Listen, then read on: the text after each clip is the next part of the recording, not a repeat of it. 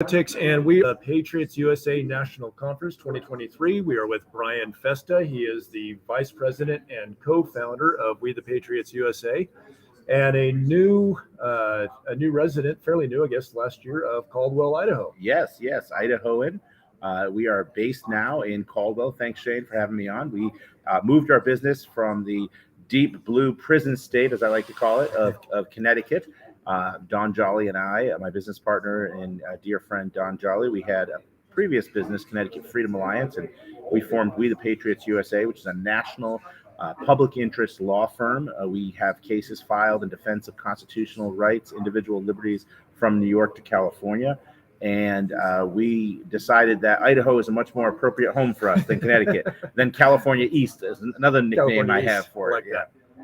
So tell me a little bit about how did this start? What kicked off with the Patriots USA? Why did you feel compelled to do this? It was really the summer of 2020, Shane.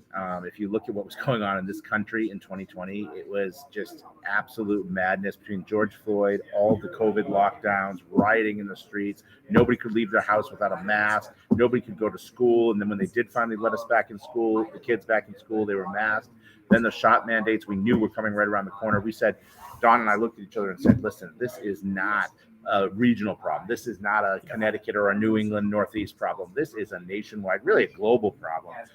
We'll work on We the Patriots International at some other point, but We the Patriots USA, we said we got to take this on in all the states. We got to fight back. It's not only about fighting back in places like Connecticut, New York, and California. We have to fight back honestly in all 50 states. And we've had people call us from all states, actually, even Alaska and Hawaii. We have people asking us for help. We have a network of attorneys throughout the United States. Some do some pro bono work, but the vast majority we do have to pay for. So that's why it's so important that people support this work. And we're trying to get the word out and let people know about what we've done. Let people know about the cases we have filed, the victories we've won, and where your money goes. Because I know people are very reluctant these days, especially, they're worried about grifting, and they've seen it over the last 3 years. There have been, some examples of people taking advantage of it, and we don't do that. Actually, this event that we put on that you're broadcasting live from, the We the Patriots USA National Conference, we actually lost, I'm going to say this publicly, I've already said it publicly, we lost a substantial amount of money to put on this event. We did not make money. The ticket sales, we helped us to defray some of the cost. We recovered some of the costs, but we lost quite a bit of money. But we're not doing it for money. We're doing it to connect patriots, connect people, networking, to educate people, to get this truth out that is censored in the mainstream media. That's why shows like yours are so important, because you are the real journalism. Okay, journalism is dead in the United States of America. This mainstream journalism that maybe once upon a time Walter Cronkite, people thought he was unbiased. He really wasn't, but compared to what they have today, I suppose he was, because today it's just a propaganda piece for the government and for corporations, especially the pharmaceutical industry. The pharmaceutical industry owns 70% of network news advertising. Okay, so when you look at it that way, if you watch the nightly news, which I don't recommend you do, but if you did on network news, every other commercial is AstraZeneca, Pfizer, Moderna. I mean, it's all pharmaceuticals, whether it's shots or whether it's drugs, it's all pharmaceuticals. So they can't go against the narrative. That's why they were pushing the COVID shot. I have a very personal story, as does my friend, my business partner, Don. My son was vaccine injured when he was only a year old by a flu shot. And that's how I got involved in this. And that was 10 years ago. Okay. So I've been in this for like a decade, long before COVID. COVID didn't just wake me up to vaccines. Some people, and it's great. We're very grateful that some people just woke up about it. At least they're awake now. I'm one of them. They're awake. We won't call them woke. We'll call them awake. Appreciate that. You're awake. You're not woke. You're awake. Okay.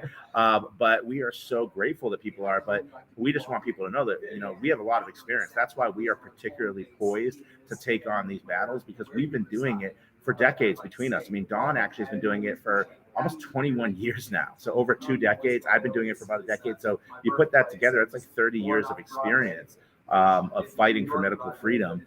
It's not something that we just fell into. Okay. So, and we had another organization before this. Like I said, in 2019, we had the Connecticut Freedom Alliance, which is before COVID was on anyone's lips. And as soon as COVID came out, and we knew something, we could feel something coming. Don actually said about a month, we were in a hearing at the legislative office building in the state of Connecticut fighting against them trying to take away the religious exemption to mandatory school vaccines, which they ultimately did in 2021. And we have two lawsuits against them over that. Actually, we just added a third on behalf of Milford Christian Academy, a Christian school. They're trying to shut down because they're still allowing people vaccinations, even though the law was repealed. They're allowing people exemptions, I should say. Perish the thought that a religious institution would respect their parents' religious beliefs. Right. But so that's actually a third lawsuit that we just added. And, in 2019, we were fighting against the repeal of the religious exemption. And Don actually looked to us and said, listen, something's coming, guys. I can just feel it. Like, this is a setup, like the way that everything's coming together to try to take these exemptions away. And there's a reason for it. They know something, we don't. Something's coming. And within 1 month, that was February of 2020. Okay. Within 1 month, we were all shut down and locked down. So, and then once that happened, we said, they're going to push a shot. They're going to fast track a shot. We were saying it right at the beginning. They're going to fast track a shot and they're going to try to mandate it on everyone. Sure enough, they did. So as We the Patriots USA, as you started this during COVID, when all of that first came out, what was the first case that you took on? And then tell us about some of the cases. So in a minute, I'm going to ask you to consider donating to these guys. But I'd like to tell them about some of the cases and some of the first cases and kind of where some of those are. I know some of them you can't talk about because you're in the middle of all of it right now, but what you can share. Yeah, so we've had a whole host of cases. Trying to remember what was the very first one. We did, obviously, this religious exemption lawsuit in the state of Connecticut was very big. We had a lawsuit against Governor Kathy Hochul back in September of 21 when she mandated that all healthcare workers in the state of New York had to be vaccinated with the COVID shot and could not request a religious exemption. Never mind that we're going to deny them. You're not even allowed to request it. They're not available. Yeah. So here you have a state government actor, the governor of the state of New York, and her public health commissioner saying you are not even allowed. You're not allowed religious freedom if you work in healthcare. And we said, well, that's unconstitutional. So we actually brought that case all the way to the United States Supreme Court on an emergency motion. Didn't win on the emergency motion, although Justices Gorsuch, Alito, and Thomas would have ruled in our favor. But unfortunately, that case went back down. It is still unfolding, though. That case is still unfolding in federal court. It got remanded back down for a trial, so that trial is still ongoing. And then we've had, we were instrumental, actually. We were involved in the case against the Biden OSHA mandates, where the U.S. Supreme Court did strike down the Biden OSHA mandates. We were involved in that case. And then, we have like dozens of cases ongoing as well, either ongoing, pending, filed, victories that we've won. And then we have, we can talk about victories we've won. We can talk about all of the college mandates too, that happened over the last 3 years. We helped a ton of college and university students stay enrolled in school or get their vaccine exemptions approved after they were initially denied. One of them, Kendall Cody, was a nurse practitioner student at Yale University. And Yale, just like Governor Hochul, said, if you're a health sciences student, you're not allowed religious exemptions. And so we fought that and actually got them not only to approve Kendall's exemption. Kendall just graduated about a week ago, 2 weeks ago. And we not only got her exemption approved, but we got Yale to change its policy after we got involved in that, they now allowed exemptions. And we actually got on Fox News with Judge Janine on that case. You can read about our cases online. We have a case in defense of Bill Salyer, a retired U.S. Marine who was denied ivermectin by Walmart and Hy-Vee supermarkets. That case is still ongoing in the state of Minnesota. We have a case, our own Taryn Gregson, who hosts Faithful Freedom with Taryn Gregson. She's emceeing this event. She is a client of ours as well, and it was a PGA Tour reporter and was fired over the masking and testing mandates because she had religious objections to those. The list just goes on and on, but we're not only fighting for medical freedom. We have a case in Guilford, Connecticut against critical race theory in public schools on behalf of a group of parents who have been fighting critical race theory. We have we take on cases, litigation fighting transgender ideology in schools. We're getting ready to announce a major Second Amendment lawsuit that's probably going to be announced on Monday that we're going to be announcing. So we're still actually working over the weekend while I'm doing this. I have to look over a brief and get ready for a press conference on Monday for that lawsuit. So the list goes on and on and on. Every dollar that you give goes directly to this organization. We are a 501c3 nonprofit organization. So that means in most cases, for most donors, for most taxpayers, this is a tax deductible gift. Okay, I always have to say most because there's limited exceptions of people that can't write things off. But most taxpayers, most people can write off gifts to We the Patriots USA. And my business partner, Dawn, is standing right over there if you want to call her over and let her tell a little bit about her story. Absolutely. Dawn? So we are, as you can hear, we're in a press room. So there's a lot of other interviews going on around us right now. But yeah, I didn't expect to get Dawn on here so quick. Okay, well, here I am. So he's been sharing with us a little bit about some of the court cases that you've been involved in over the last year. He handles all of our legal matters as our attorney. So I'm kind of curious for you, what compelled you to get involved with this and start with the Patriots USA? So this has been a long journey for me. It's been over 20 years. We've only been running this organization since July 4th of 2020, but I've been an activist for over 20 years. So what started my journey was actually when I joined the Navy in 2001, and I was in during 9/11 as a 17-year-old. And I got all my shots like a good girl, and they lost my military medical records, and then I got them all again. And anthrax was a big deal at the time. It was a threat. And that meant that I got 6 doses of anthrax because it was a 3-shot series. Yes. So 11 autoimmune disorders later, I found myself pregnant with my first child. And I did a lot of research during my pregnancy, and I was like, there is no way this kid is getting any of the stuff in his body. Not happening.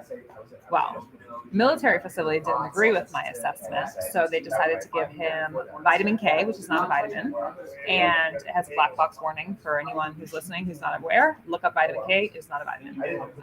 And then they also gave him hepatitis B. Without talking to you at all? Correct. And this is after I showed them my written 2-page birth plan that I had one of the nurses actually sign. And I said, please make sure, because it was a training facility, please make sure all the other nurses, all the doctors, whoever's going to be present in my room, they had, student nurses and stuff like that. Everybody knows, do not touch my baby. Right. And my ex-husband went to go get me some food because I wouldn't touch the hospital food. And I fell asleep because it had been a very long, day and evening for me. Yeah. And I woke up and the baby's gone. So I start panicking, and then they bring him in just moments later, and he's red-faced and screaming, and I'm like, where was the baby?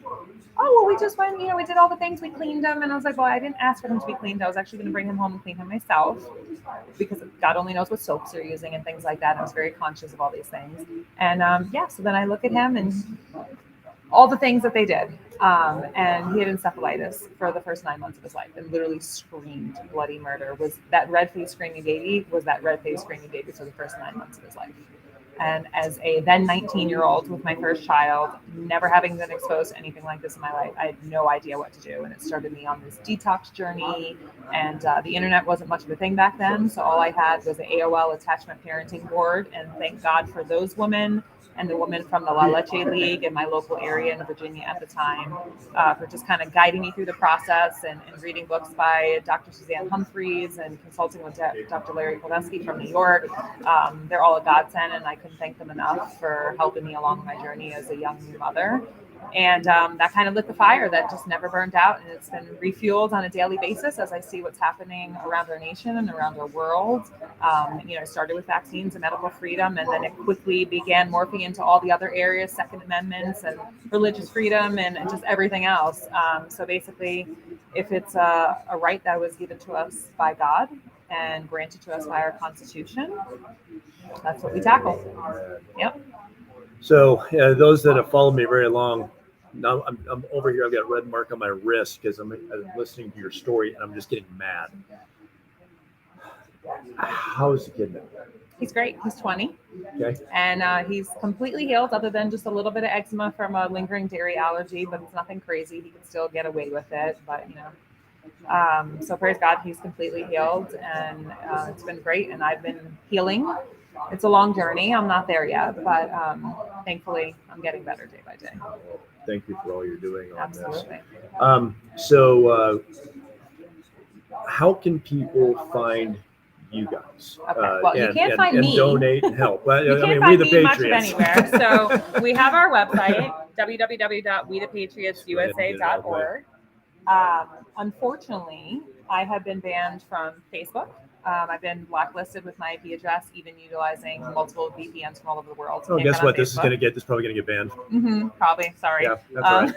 It happens. Twitter, I've appealed twice. Still haven't been let on, even after Elon Musk taking over.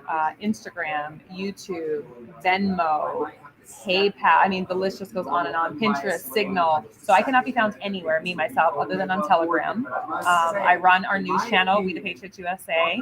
I run that channel, and I have help from a couple other people. And we pulled together all the news from everything that's going on all around the world. And other than that, you can't find me. But our organization, our social media is now being run by people other than me because I'm too bold and honest for most people. So I get a stand from everything. So we have, I've deferred that to other people. Delegate is an important thing to do. So you can find us pretty much anywhere. But I really recommend just going onto the website, joining our mailing list. We won't bombard you with emails, I promise. We only give you updates for legal cases, when we're putting on events and things like that. We try not to, overutilize that. Now, we just had Kristen, Megan Kelly, Yes. and Tammy Clark Yes. that were on the stage talking about some of the work in East Palestine. Yes. So tell me, you guys are helping them with that? That's correct. That's our lawsuit against Is there the anything EPA. you can talk about? That would be more of a Brian question because he Okay. could brief you on more of the legalities around that. But we brought that on behalf of all the people who are living there in the area, and we're suing the government. Everybody else decided to go straight for the corporation that was responsible. We're holding the government accountable. Good. And we're not going to back down on that. Now they're trying to backtrack. We're not going to let them. We're going to hold them to the fire. So what you have to ask yourself, guys, is when the government comes knocking at your door, and we've seen this through COVID, we've seen this through other things, but we know that they're getting stronger and stronger and stronger. They're trying. They know their time is limited. Yes. If they don't take our freedoms now, and it gets around to the next election, all the work they're doing is at risk. So they're doubling down. When it comes to your doorstep, the question you have to ask yourself is who's going to stand for you? If you don't have the money to go fight the government yourself, who's going to stand up for you? That's why these organizations are so desperately important, because we need people to do that. Go to WeThePatriotUSA.org. Yep, that's correct.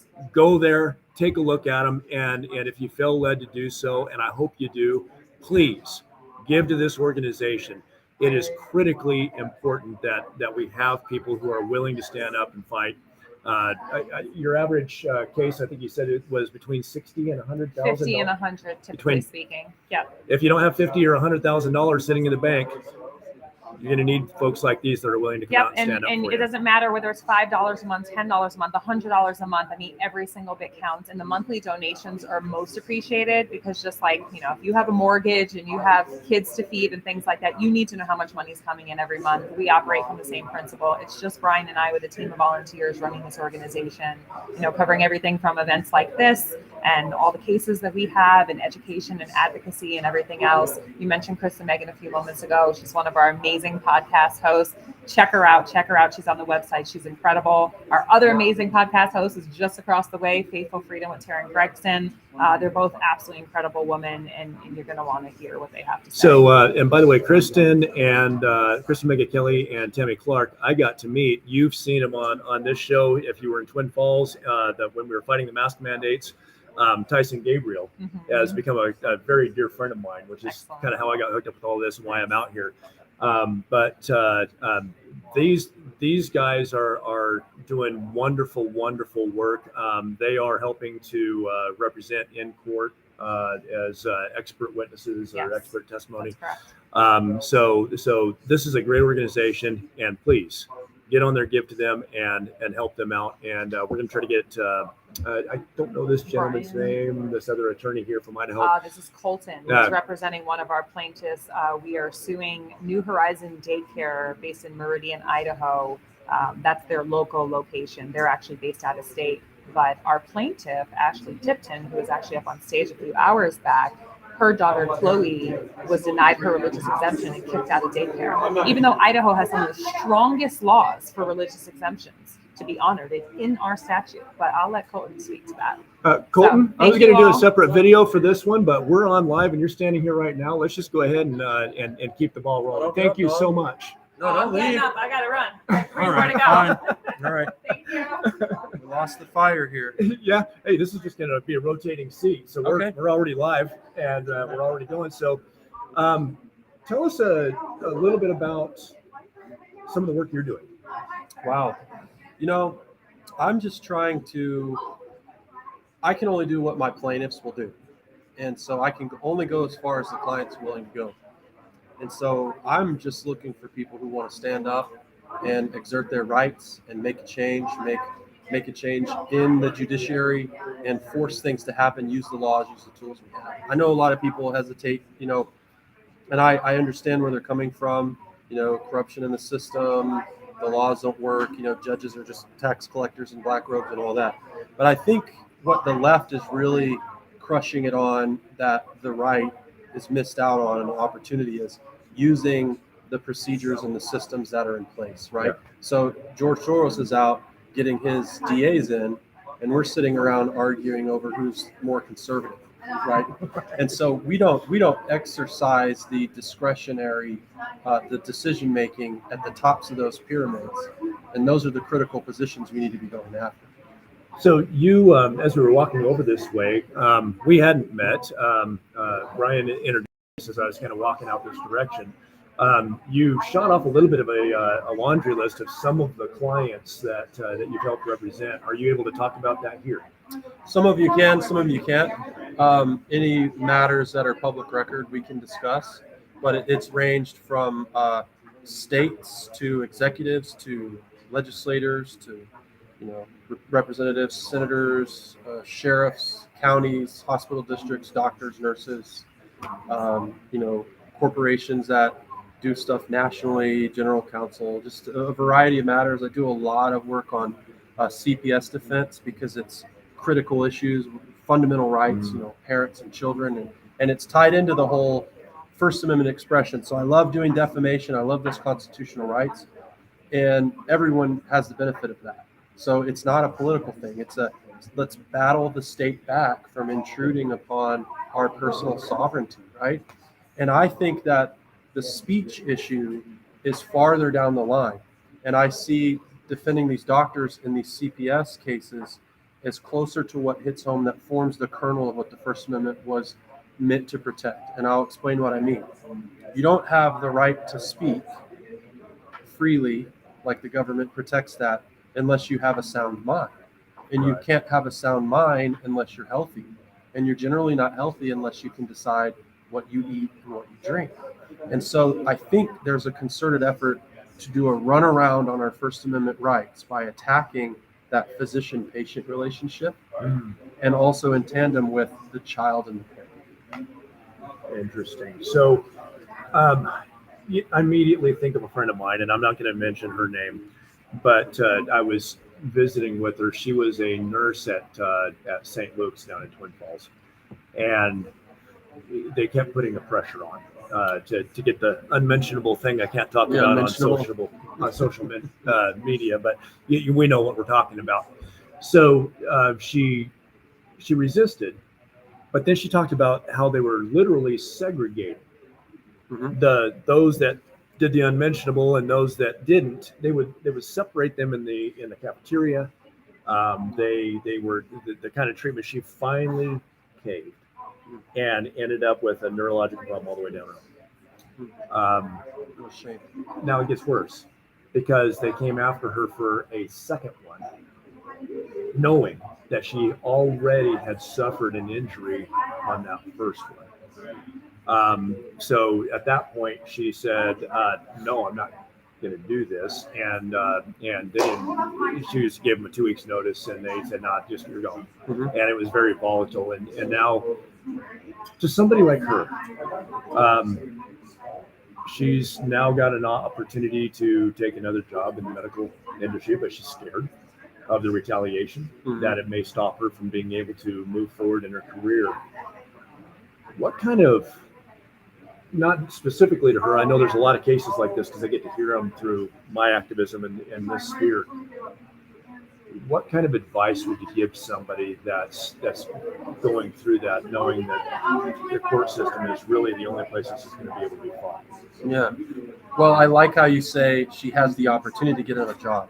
So I would maybe pull a feather out of the hat of Jocko Willink and say, good, not to the injury, but good because of the issue. Now you have to resolve the problem. There's an opportunity to create a solution, be creative. And so hospitals really are good at 2% of what they're doing now.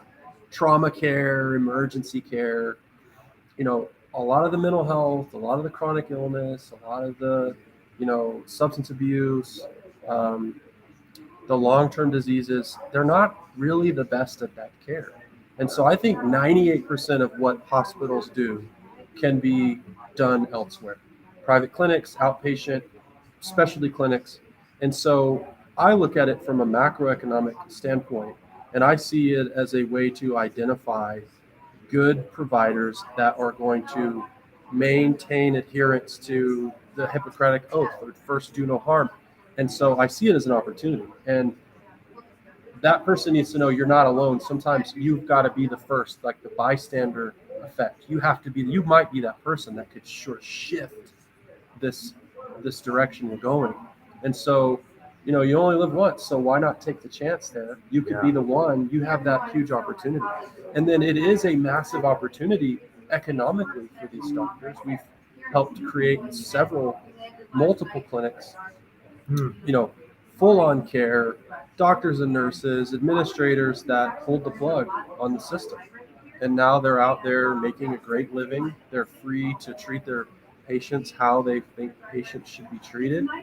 And they're doing what doctors were supposed to do, which is get the insurance company and the corporate practice of medicine, which used to be illegal, felony, out of the way, and get the doctor and the patient in there talking about what's best for the patient. So any last words that you want to say to everybody out there? I mean, you're in the middle of this. You're hearing from the different court cases. Are we gaining ground? Are we losing ground? Is there hope?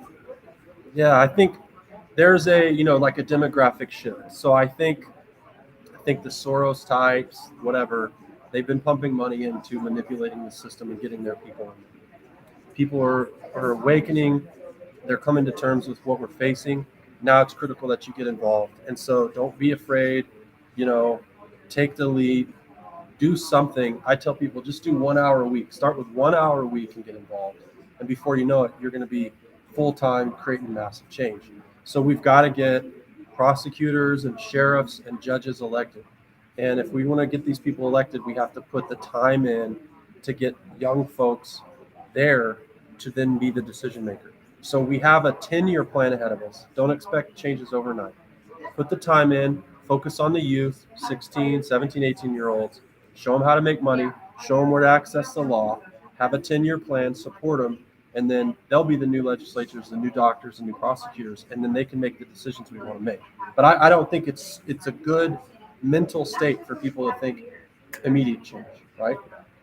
So you keep mentioning sheriffs. How important is your sheriff?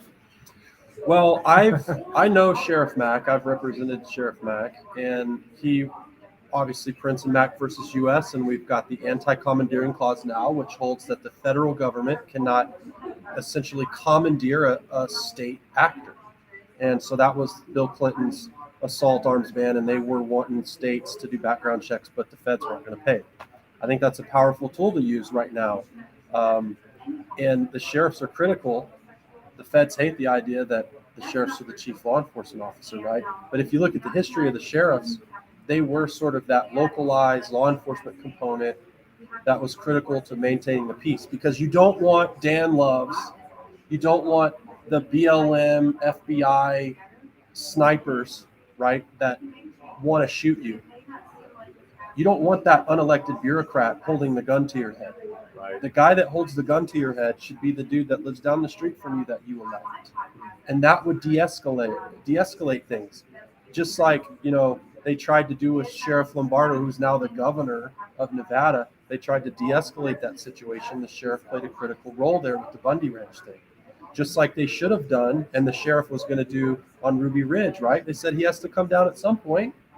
Instead, the feds want to get all hot and heavy. So I think the local guys have that sense of connection to the community, and that really de-escalates the exercise of law enforcement and increase the peacefulness of that lawful procedure.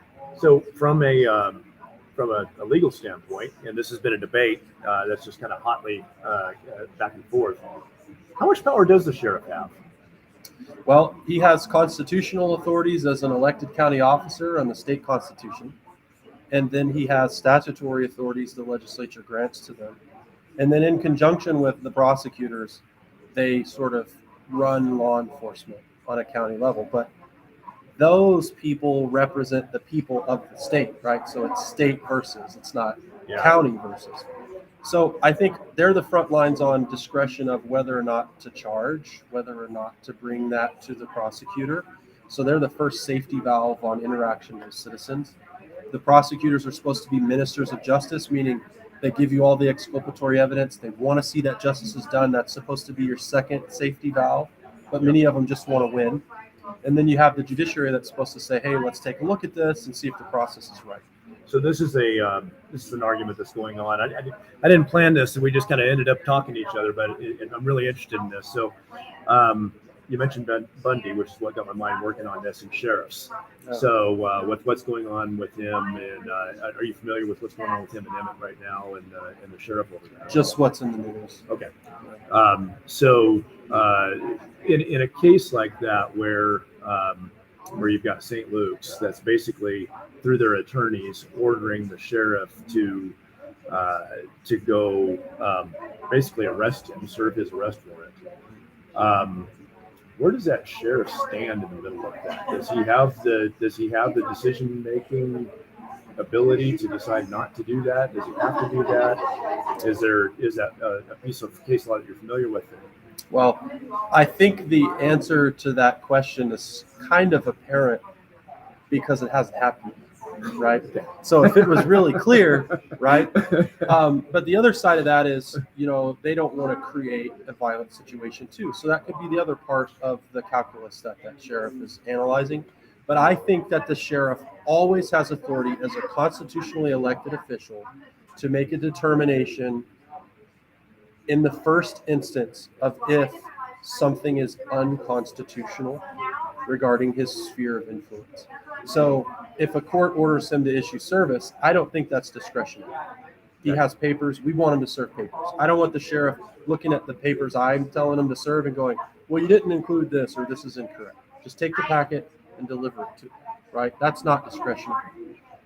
So there's an interesting gray area between ordering service of process to then now having a civil case with a contempt order issued that then effectuates an arrest warrant, right? So that's much more tricky without knowing the underlying facts of what he did to get a contempt order that now has resulted in that. So, but if we want to talk about him trying to go to court for his trial a couple of years ago and then arresting him for failure to appear because he wouldn't wear a mask, that I think is clearly within the statutory authority of the sheriff to say, this is unconstitutional. I'm not going to follow that order. Because at the end of the day, they're responsible for what the Constitution says. And like Ex parte Young says about federal officers that violate the Constitution, they're stripped of that color of law, right?